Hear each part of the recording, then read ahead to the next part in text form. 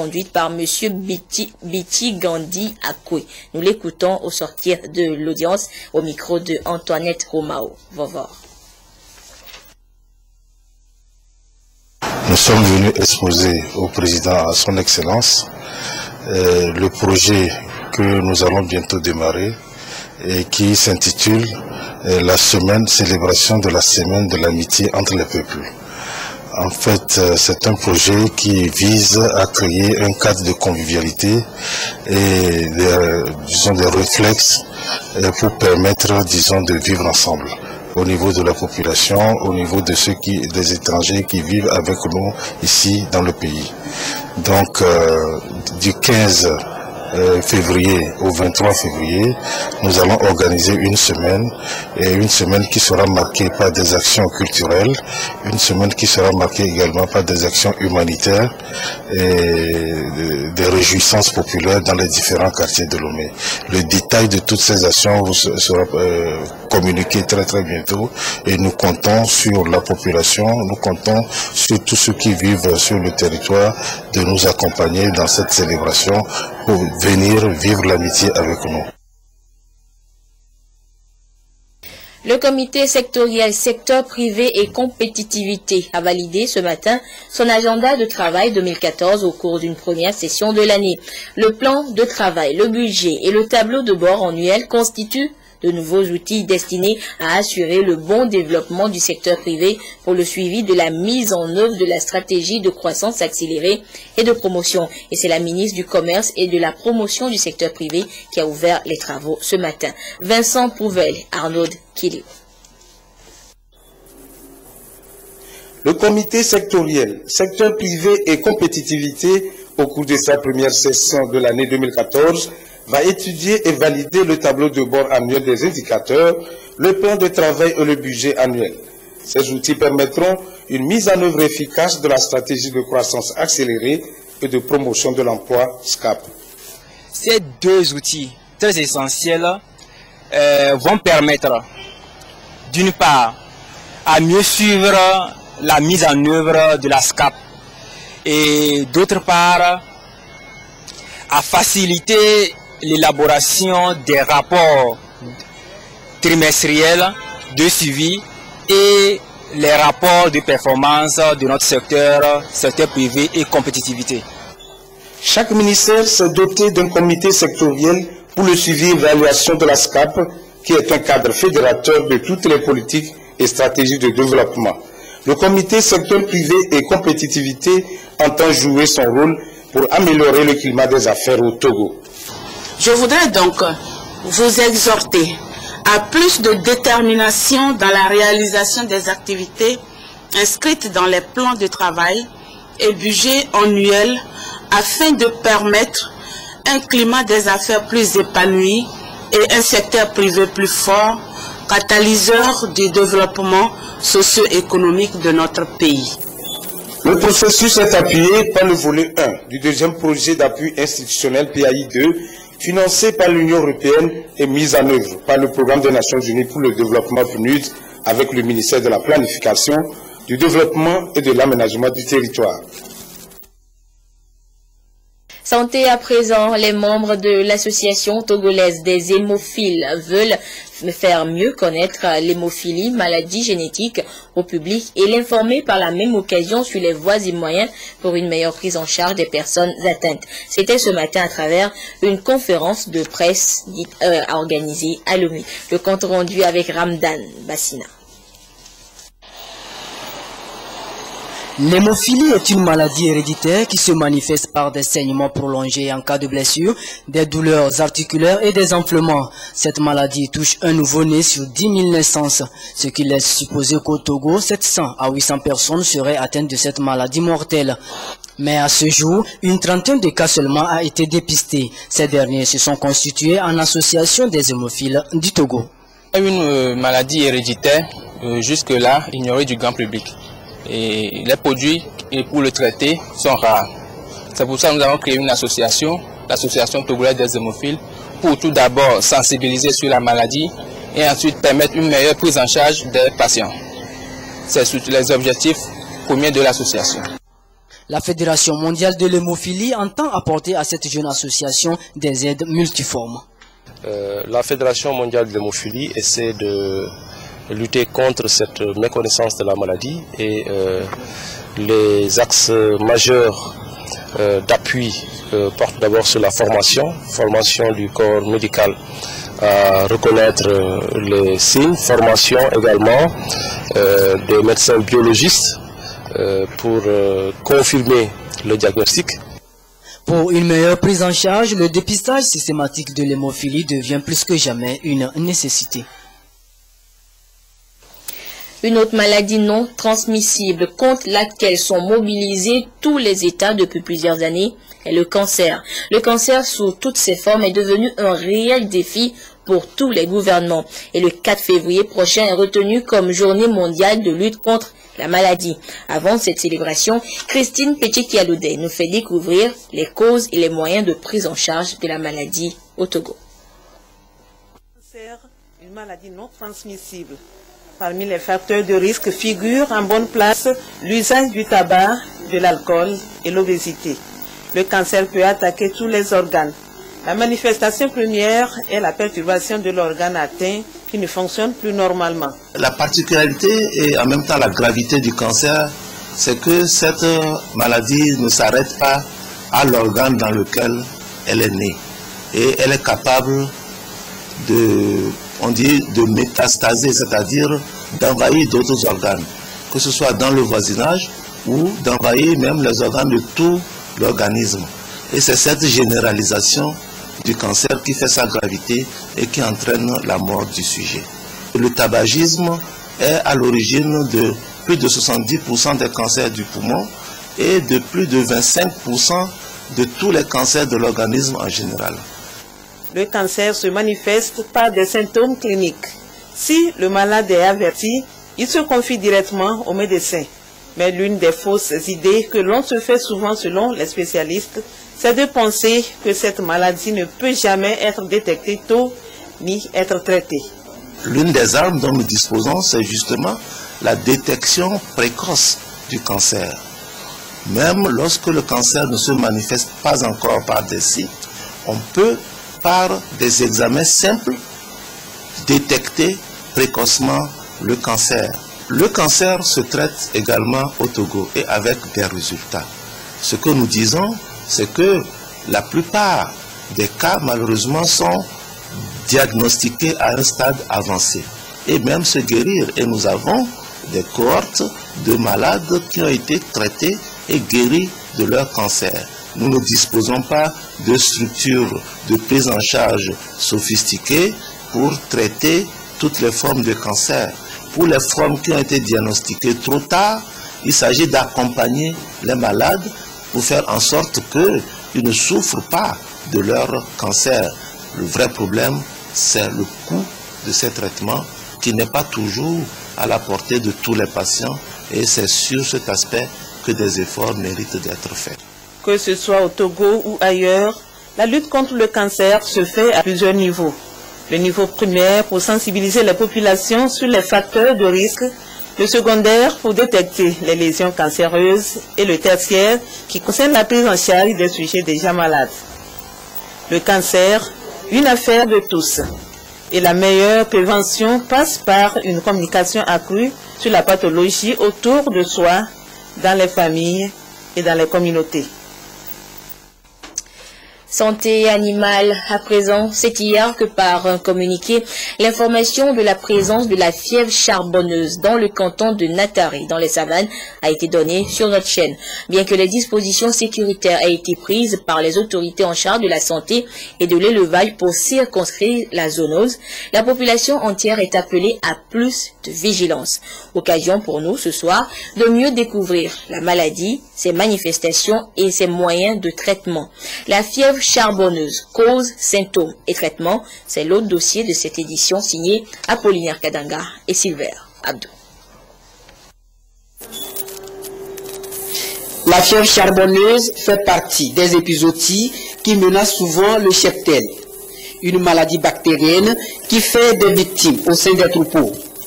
Un foyer de la fièvre charbonneuse s'est déclaré le 27 janvier dernier à Nataré, dans la préfecture de Kwendial, une région très souvent favorable à cette maladie. Elle est causée par une bactérie du nom de Bacillus anthracis qui peut rester dans le sol pendant plus de 25 ans. Voilà la dangerosité de la maladie. Et quand elle est dans le sol, on dit que c'est des foyers ou bien des sols maudits. Donc, ces coins doivent être assainis afin d'éviter la résurrection de la maladie. Donc, ceci étant, la bacille, elle s'entoure de kystes et pendant les saisons de pluie, les premières pluies, la spore, elle pousse avec les jeunes pousses d'herbe et les animaux en broutant s'infectent. Les petits ruminants sont la cible privilégiée de cette bactérie appelée bacille charbonneuse. Tout animal atteint présente des signes visibles et peut être traité si le mal est détecté à temps. Des signes: asphyxie, l'asphyxie de l'animal, il y a des troubles cardiaques et des écoulements hémorragiques et une mort suivie d'une mort spontanée. Comme c'est une bactérie, on la soumet à l'antibiothérapie, traitement à l'antibiotique. Et ces traitements permettent des fois de pouvoir limiter les dégâts. La fièvre charbonneuse est mortelle, non seulement pour les mammifères, mais aussi pour l'homme, qui peut la contracter facilement. D'où la vigilance du gouvernement togolais, qui a déjà pris des mesures préventives afin de maîtriser rapidement cette épizootie. Et vous découvrirez ces mesures préventives de la maladie dans nos prochaines éditions. La suite de ce journal, la localité de Glidji. Mais la plateforme citoyenne Justice et Vérité poursuit ses travaux de sensibilisation sur la mise en œuvre des recommandations de la CVJR. Cette activité s'inscrit dans le projet de dissémination et de vulgarisation du rapport de la commission. Il sera question de présenter les grands axes de ces recommandations et aussi les attentes de la société civile à l'endroit du gouvernement. Sophie Nianou et Charlotte Rossime pour des précisions.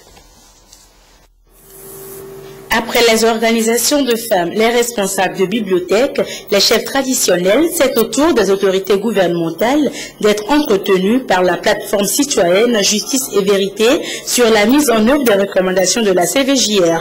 Ceci afin de créer une synergie d'action entre le gouvernement et la société civile dans la mise en œuvre de ces recommandations. C'est un travail d'ensemble qui nécessite non seulement le ministère de la Justice, mais tous les ministères. 68 recommandations, 13 janvier 44e recommandation. Donc vous voyez que le pas se fait. Nous attendons le livre blanc qui doit émaner du gouvernement.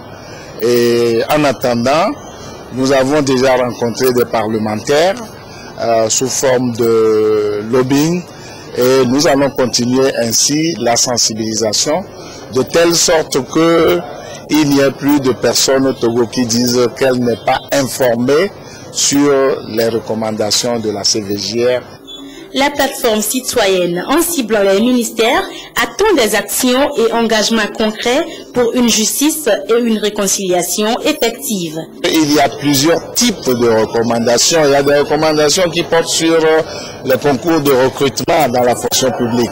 Ce n'est pas la société civile qui organise cela. Nous, notre but, c'est de suivre la mise en application de telle sorte que si on oublie quelqu'un, nous rappelions au gouvernement qu'on a oublié quelqu'un. Pour inviter les uns et les autres à cultiver les valeurs morales, notamment la paix, la tolérance, l'amour du prochain, un film rwandais a été projeté.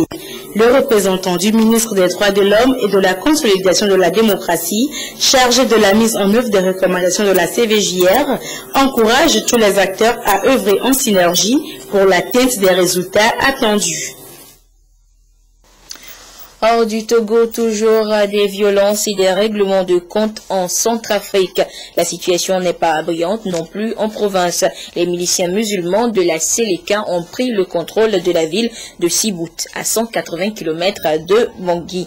Et 99% des populations de cette ville l'auraient quitté. Les étrangers musulmans, surtout tchadiens, continuent de fuir les représailles et un pont aérien a été mis en place entre Bangui et N'Djamena pour les rapatrier. Encadré par les militaires de la mission africaine, le convoi traverse Bangui. À bord de ces taxis, des familles musulmanes. Elles sont prises en charge par l'Organisation internationale pour les migrations et fuient les violences sectaires qui ensanglantent la capitale.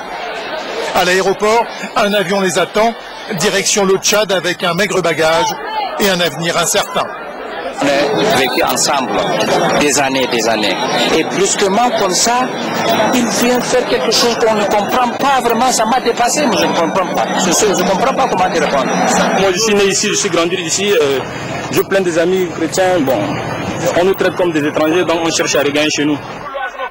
L'Organisation internationale pour les migrations a ces dernières semaines déjà évacué 4000 personnes. Le prochain vol en emportera 350 de plus.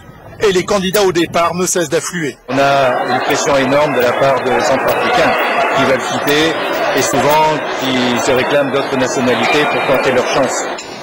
À peine le dos tourné, les biens des familles musulmanes sont pillés et détruits.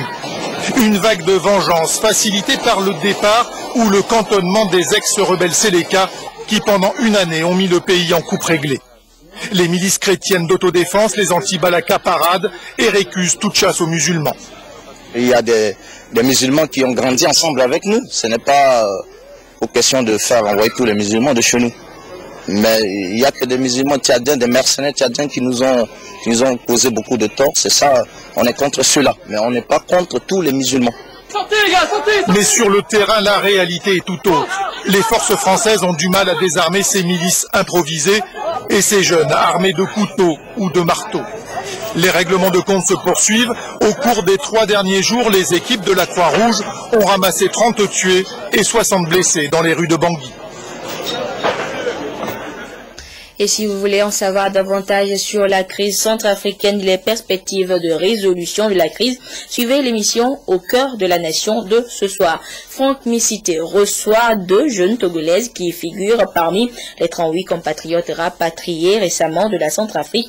Et M. Freddy Nkouroukié, expert en relations internationales et spécialiste des conflits. Au cœur de la nation, c'est à suivre en direct sur la télévision togolaise à partir de 21h.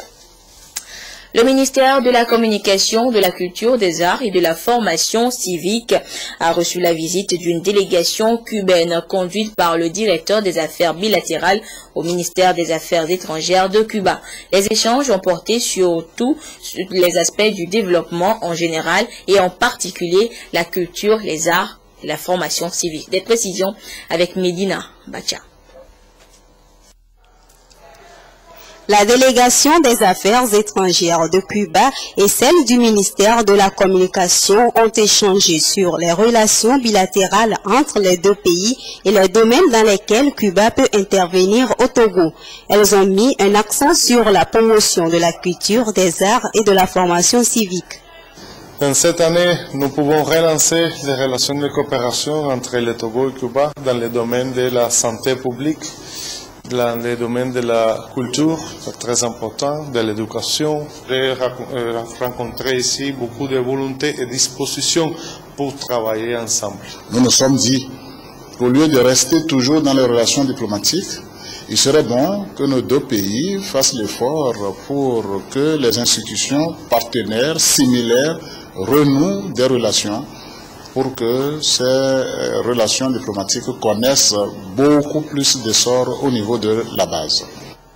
Les relations diplomatiques entre les deux pays existent depuis 35 ans. Cette mission cubaine au Togo entend donc faire de la culture le soubassement d'une coopération fructueuse et durable. Autre sujet évoqué dans les titres, la localité de Glidji a depuis hier un lycée technique et professionnels. Une œuvre du partenariat existant entre la commune et le département des Yvelines en France. C'est le ministre en charge de l'enseignement technique qui a coupé le ruban inauguratif hier. Nancy Tchana, Charlotte Moussimet. Ils sont disposés à offrir des stages de formation aux apprenants.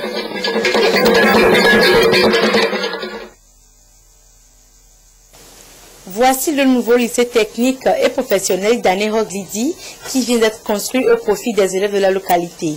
Il s'étend sur 3 hectares et dispose de 2 pôles de formation, la maintenance informatique et l'électronique. Cet important centre professionnel et d'éducation est le fruit du partenariat entre la commune et le département des Yvelines en France. Un partenariat qui vient renforcer la coopération entre notre pays et la France. C'est un gage de qualité pour l'avenir avec des professeurs qui ont été formés. Et Monsieur le ministre parlait tout à l'heure effectivement de la mise à disposition par l'État, par son ministère, du proviseur, de ses enseignants. Nous sommes ravis de les voir motivés et parce que c'est aussi l'assurance que l'enseignement soit de qualité et qu'on aura une renommée pour ce lycée. Occasion donc pour les autorités présentes à cette cérémonie d'inviter les élèves à la discipline et au travail bien fait. Et pour commencer à pouvoir se moderniser. Les équipements que j'ai vus là-bas, ce n'est pas encore autre mot. Je peux dire que c'est le plus moderne de mes lycées à ce moment-là. J'aimerais encourager les filles qui sont inscrites au lycée technique et professionnel d'Anéroglidi de vraiment s'investir parce qu'elles représentent un grand espoir pour la jeune fille togolaise et pour le Togo en général. Je saisis aussi cette occasion pour remercier le ministère de l'enseignement technique et évidemment en excellence monsieur le président de la République. 600 millions de francs CFA ont été prévus pour l'installation complète d'autres secteurs de formation dans ce lycée. Actuellement, le lycée technique et professionnel d'Anéroglidi reçoit le soutien de certains partenaires dont la SNPT et le WASEM qui sont disposés à offrir des stages de formation aux apprenants. Le président de la délégation spéciale de la commune de Lomé et le président de la délégation spéciale de la préfecture du Golfe communiquent. Il nous a été donné de constater que les trottoirs aux abords des boulevards nouvellement construits font l'objet d'occupations, notamment pour l'installation de bars, de kiosques et ou d'étalages, entravant ainsi la libre circulation des usagers de la route, en particulier les piétons. Les présidents des délégations spéciales de la commune de Lomé et de la préfecture du Golfe rappellent à la population de Lomé et de ses environs que toute occupation de la voie publique sans titre ou autorisation est irrégulière et constitutive de contravention de la voirie. En conséquence, ils mettent en demeure les auteurs de ces occupations illégales de cesser toute activité sur les trottoirs et de quitter les lieux au plus tard le 15 février 2014. À l'expiration de ce délai, tout contrevenant s'expose aux sanctions prévues en la matière. Le continent asiatique est rentré depuis hier dans la nouvelle année, celle du cheval en bois. Et les festivités ont été marquées en prélude à cette fête hier en Chine. Les manifestations ont été organisées à Lomé par l'Institut Confucius de l'Université de Lomé. Des précisions avec Albertine Yakina.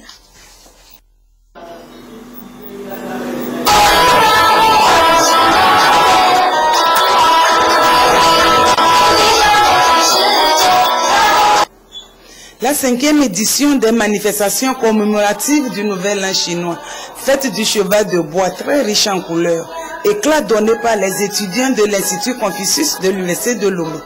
Les responsables en charge de la formation se réjouissent des prestations des apprenants et saluent les échanges culturels. La formation est organisée autour de la langue et de la culture chinoise. Les danses, le tai chi comme on l'appelle. L'apprentissage vise l'échange des cultures.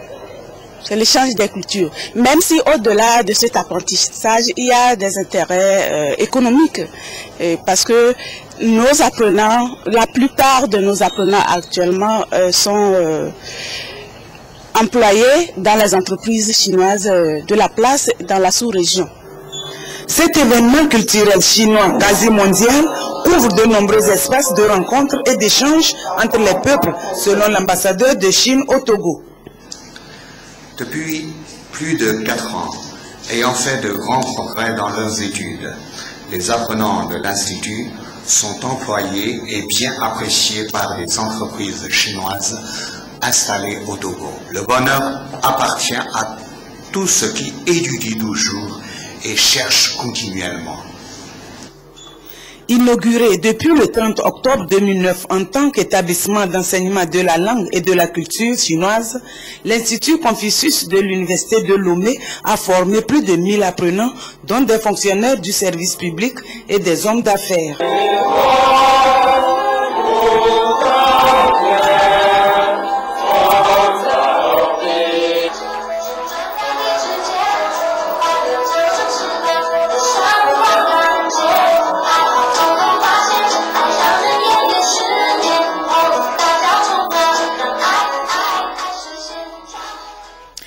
Voilà comment les amoureux de la culture chinoise ont célébré le Nouvel An. Ainsi se referme cette édition. Merci à vous qui l'avez suivi où que vous soyez grâce à la télévision togolaise. Je vous souhaite déjà un bon début de week-end en compagnie de la mère des télévisions. Au revoir. Le secteur privé annonce les couleurs de ses activités pour le compte de cette année 2014. Des activités qui pèseront dans la balance de la stratégie de croissance accélérée et de promotion.